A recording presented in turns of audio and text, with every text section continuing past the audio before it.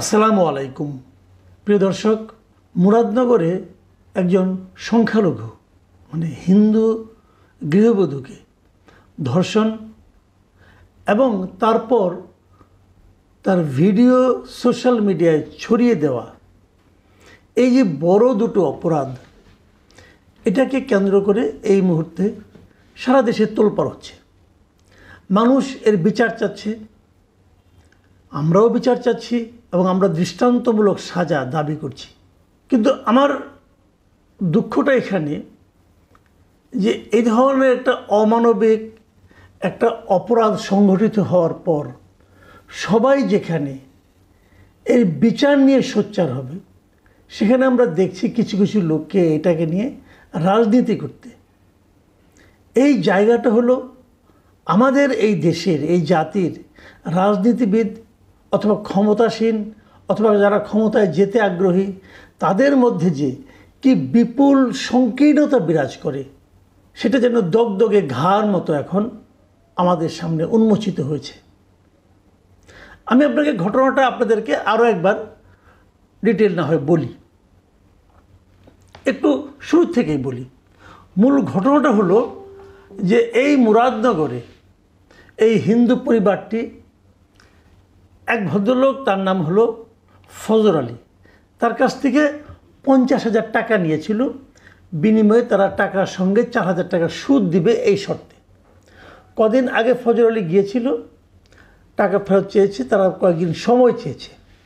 এর মধ্যে গত বৃহস্পতিবার রাতে এসে তারা ওই বাড়িতে এসে আবার নক করেছে যে তার টাকা ফেরত দিতে হবে। ওই সময় ওই বাড়িতে ওই ভদ্রমহিলা ছিলেন। ওইটা হলো ওই ভদ্রমহিলার বাবার বাড়ি। ওনার শ্বশুর, ওনার হাজব্যান্ড দেশের বাইরে থাকেন, শ্বশুর বাড়ি থেকে বাবার বাড়িতে বেড়াতে এসেছিল। ঘরে ওই সময় ওই ভদ্রমহিলা এবং তার 2 সন্তান ছিল, ছোটো ছোটো সন্তান। সন্তানটা ঘুমিয়েছিল। আর তার বাবা মা একটা ধর্মীয় কাজে বাইরে গিয়েছিলেন। তার একটা ভাই আছে, তিনি পাশের গ্রামে উনি কাজ করেন, সেখানে গিয়েছিলেন। এই সময় ফজর আলী সেই বাড়িতে ঢুকে এবং জোর করে ঢুকে, দরজা ভেঙে ঢুকে এবং সে ধর্ষণ করে মহিলাকে গায়ের জোরে। এবং এই নিয়ে হইচই হয়, চিৎকার চেঁচামেচি হয়। আশেপাশের লোকজন আসে এবং তাকে হাতে নাতে ধরে এবং ওই ফজর আলীকে তারা এখানে উত্তম মধ্যমও দেয়। এরপর যে ঘটনাটা ঘটে সেটা হলো বিভিন্নভাবে আমরা যেটা জানতে পেরেছি, বিশেষ করে ওই ধর্ষিতা রমণীর যিনি ভাই, তার ভাষ্যটা আমরা গুরুত্ব সহকারে নিচ্ছি। এই ভদ্রলোক বলেছেন যে এই ফজর আলীর ভাই শাহপরাণ, তার সঙ্গে 2 ভাইয়ের মধ্যে একটি ঝামেলা ছিল এবং এই ঝামেলাকে কেন্দ্র করে তার ভাই নিজে এই ঘটনার ছবি তুলেছে, নিজে এবং তার লোক দিয়ে, এবং সেই ছবিটা সোশ্যাল মিডিয়ায় ছড়িয়ে দিয়েছে। এই হলো ঘটনা। এই ঘটনাকে কেন্দ্র করে পরদিন ওই ভদ্রমহিলা থানায় মামলা করেছেন। এরকম অনেক কিছু হয়েছে। প্রথম দিকে দেখা গেল যে এইটা ভিডিওটা ছড়িয়ে পড়ার পর নানা ধরনের বিকৃত মানুষ আমাদের এই সমাজে আছে, তারা সেখান থেকে মজা নেওয়ার চেষ্টা করলো। এবং তারপর দেখা গেল কেউ কেউ বলতে শুরু করলো যে এই ফজর আলীর সঙ্গে ওই হিন্দু ভদ্র মহিলার একটা বিবাহ বহির্ভূত সম্পর্ক আছে এবং এটা একটা মোটেই ধর্ষণের কিছু নয়। এরকম নানাভাবে ওই মহিলার অভিযোগকে, ঘটনাটাকে ছোট করে দেখানোর একটা প্রবণতা শুরুর দিকে আমরা দেখলাম। তারপর পুলিশ সেখানে গেল, পুলিশ তদন্ত করলো এবং পুলিশ বলল যে না, এটা সে ধরনের কোনো অন্যরকম কোনো সম্পর্কের কোনো সুযোগ নেই। মহিলাটা আসলে পাশবিক নির্যাতনের শিকার হয়েছে। মহিলাটা একটু সহজ সরল, এইটুকুই, যে কারণে হয়তো অনেকে অন্যরকম ধারণা করেছে। কিন্তু পুলিশ বিষয়টাকে বেশ গুরুত্ব সহকারেই নিয়েছেন। এখন মামলা হয়েছে কিন্তু একাধিক। একটা ধর্ষণের মামলা, আরেকটা হলো ভিডিও কারা ছড়িয়েছে তাদের বিরুদ্ধে পর্নোগ্রাফির মামলা। যারা ভিডিও ছড়িয়েছেন তারাও কিন্তু অত্যন্ত বড় অপরাধ করেছেন। তারা তো ভিডিও করতেই পারেন না, 1 নম্বর। দ্বিতীয় কথা হলো, যদি করে থাকেন সেটা ওরা পুলিশকে দিতে পারেন এভিডেন্স হিসাবে, কিন্তু তারা সোশ্যাল মিডিয়ায় সেটা ছড়িয়ে দিলেন কেন? এই ঘটনাগুলো নিয়ে আলোচনা, হইচই এবং এরই মধ্যে আসামিদের মধ্যে বেশ কয়েকজন গ্রেপ্তার হয়ে গিয়েছে। ফজর আলী গ্রেপ্তার হয়েছে এবং আরও 2 একজন যারা ভিডিও ছড়িয়েছে তাদেরকে গ্রেপ্তার করা হয়েছে। এই পর্যন্ত ঘটনা, এবং পুরো ঘটনাটা কিন্তু ভয়ঙ্কর একটা ঘটনা। কিন্তু এখন দেখেন রাজনীতিটা কোথায়। রাজনীতিটা হলো, আপনাদের মনে আছে মিস্টার সাদিক কায়েম, যিনি ফেসবুকে মোহাম্মদ আবু সাদিক নামে লিখেন, উনি একসময় শিবিরের নেতা ছিলেন, ঢাকা বিশ্ববিদ্যালয়ের শাখা শিবিরের সভাপতি ছিলেন। উনি তার ফেসবুক স্ট্যাটাসে একটা স্ট্যাটাস দিয়েছেন। উনি কি লিখেছেন আপনাদেরকে আমি পড়ে শোনাই। মিস্টার আবু সাদিক লিখেছেন, বাবার বাড়িতে বেড়াতে এসেছেন হিন্দু সম্প্রদায়ের এক নারী, ঘরের দরজা ভেঙে তাকে ধর্ষণ করেছে স্থানীয় এক বিএনপি নেতা। খেয়াল করবেন, স্থানীয় এক বিএনপি নেতা। ঘটনা কুমিল্লার মুরাদনগরের। আমাদের জুলাই বিপ্লব হয়েছে জনতার নিরাপত্তা দেওয়ার জন্য।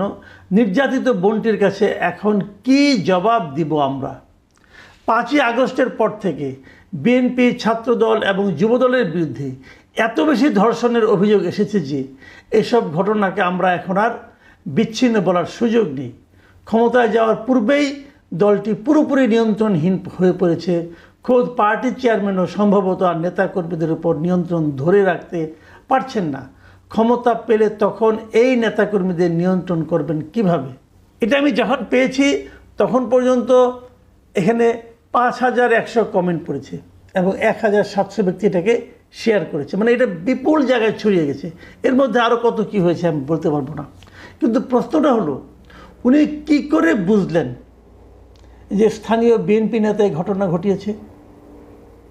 এর মধ্যে বিভিন্ন এলাকাবাসী, ওখানকার যারা জনপ্রতিনিধি, তাদের সঙ্গে কথা বলে যে খবরটা এসেছে বিভিন্ন পত্রপত্রিকায়, আমি প্রথম আলোতে যে খবরটা পেলাম যে সেই ধর্ষক যে ব্যক্তি, সেই লোক নিজেকে একসময় পরিচয় দিত যে সে আওয়ামী লীগের পান্ডা। এই ফজর আলী নিজেকে একসময় আওয়ামী লীগের পান্ডা হিসেবে পরিচয় দিত। আসলে সে একজন চিহ্নিত মাদক কারবারি এবং এলাকায় সে জোয়ার আসর বসিয়ে অনেক পরিবারকে নিঃস্ব করেছে। এবং 5ই আগস্টের পর সে নিজেকে বিএনপির লোক বলে পরিচয় দিতে শুরু করে। তবে আওয়ামী লীগ বা বিএনপি কোনো কমিটিতে তার কোনো পদ নেই। এই কথাটা বলেছে স্থানীয় ইউনিয়ন পরিষদ এই পরিষদের সাবেক সদস্য জনাব আব্দুর রব। উনি প্রথম আলোকে এই তথ্য দিয়েছেন। তাহলে উনি তো কেউ না, উনি কোনো পলিটিক্যাল পার্টির কেউ না। তাহলে মিস্টার সাদিক কীভাবে ওনাকে বিএনপির নেতা বলে দিলেন? দেখুন, ধর্ষকই তার কোনো পার্টি হয় না। যখনই তাকে আপনি কোনো না কোনো পার্টির মধ্যে ঢুকিয়ে দেবেন, তখন কিন্তু ধর্ষণের বিচারটা, তার অপকর্মের বিচারটা কিন্তু ছোট হয়ে যাবে। দেখুন, ওই নয় বুঝলাম ছাত্র শিবির করেন, উনি ছাত্র শিবিরের হয়তো রাজনীতিটাকে মানে সাপোর্ট দেওয়ার জন্য বিএনপিকে ডিফেম করতে চাচ্ছেন, এটা হতে পারে। কিন্তু আমরা তারপরে দেখলাম মিস্টার আসিফ মাহমুদ সজীব ভুঁইয়া, যিনি সরকারের দুইটা গুরুত্বপূর্ণ মন্ত্রণালয়ের উপদেষ্টা এবং ওনার বাড়িও ওই এলাকায়, উনি কি লিখলেন ওনার ফেসবুক স্ট্যাটাসে? উনি লিখছেন যে মুরাদনগরের সব আওয়ামী সন্ত্রাসীদের যারা আশ্রয় প্রশ্রয় দিচ্ছেন, পুনর্বাসন এবং ক্ষমতায়নের মাধ্যমে সাধারণ মানুষের উপর অত্যাচার, নির্যাতন, চাঁদাবাজি, ধর্ষণের উদ্দেশ্যে ছেড়ে দিয়েছেন, আজকের পরিস্থিতির জন্য তারাই দায়ী। তার মানে উনি একটা অদৃশ্য গোষ্ঠীকে দায়ী করছেন এখানে। মানে উনি তার নিজের ফেসবুক পেজে এই কথাগুলি বলেছেন এবং সেখানে উনি আরও লিখেছেন যে এর আগেও চাঁদাবাজকে হাতে নাতে গ্রেপ্তার করায় তাকে ছিনিয়ে নিতে থানায় হামলা ভাঙচুর করে এক মাফিয়া বাহিনী। কে এক মাফিয়া বাহিনী? উনি কাকে ইঙ্গিত করেছেন? সবাই জানে গত কয়েক মাস ধরে আসিফ মাহমুদ সজীব ভুঁইয়া মুরাদনগরকে কেন্দ্র করে যে সমস্ত কথাবার্তা বলছেন, তার মূল লক্ষ্য, আক্রমণের লক্ষ্য কিন্তু স্থানীয় বিএনপির নেতাকর্মীরা। এবং উনি লিখেছেন এখানে, আজকে আমি লজ্জিত, আমার বলার ভাষা নেই। আহা, এলাকার লোকজন দেখা হলেই বলে গণ অভ্যুত্থানে দেশ মুক্ত হয়েছে, কিন্তু মুরাদনগর আরও বড় মাফিয়াদের দখলে গেছে। তার মানে উনি বলতে চাচ্ছেন যে হাসিনার আমলে যে মাফিয়ারা এখানে ছিল, তার চেয়েও বড় মাফিয়াদের কবলে এখন মুরাদনগর পড়ে গেছেন। এই যে কথাটা উনি বলেছেন, এই কথাটা আসলে কতটুকু গ্রহণযোগ্য?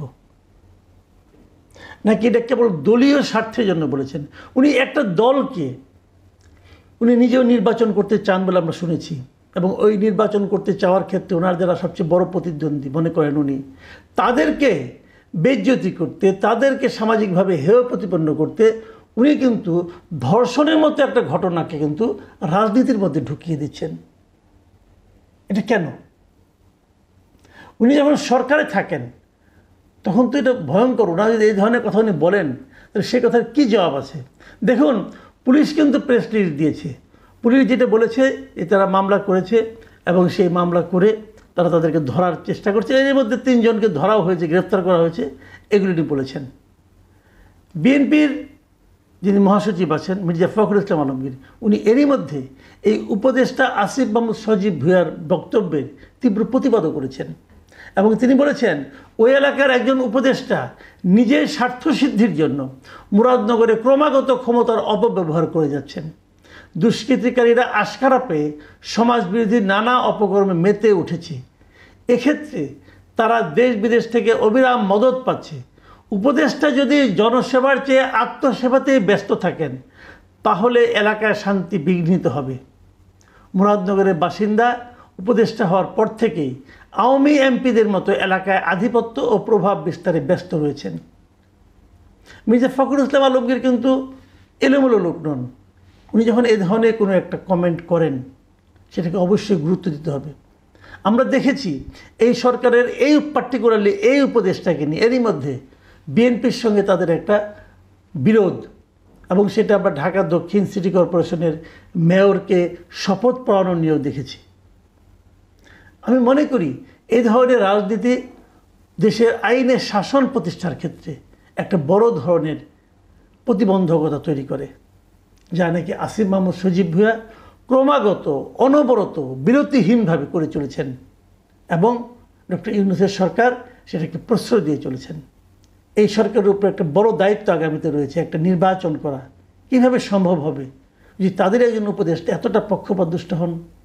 প্রিয় দর্শক, আমার মনে হয় এই সমস্ত বিষয় আমাদেরকে খেয়াল করতে হবে এবং যার যার জায়গা থেকে স্বর উচ্চকিত করতে হবে। এখন এ পর্যন্তই। আল্লাহ হাফেজ।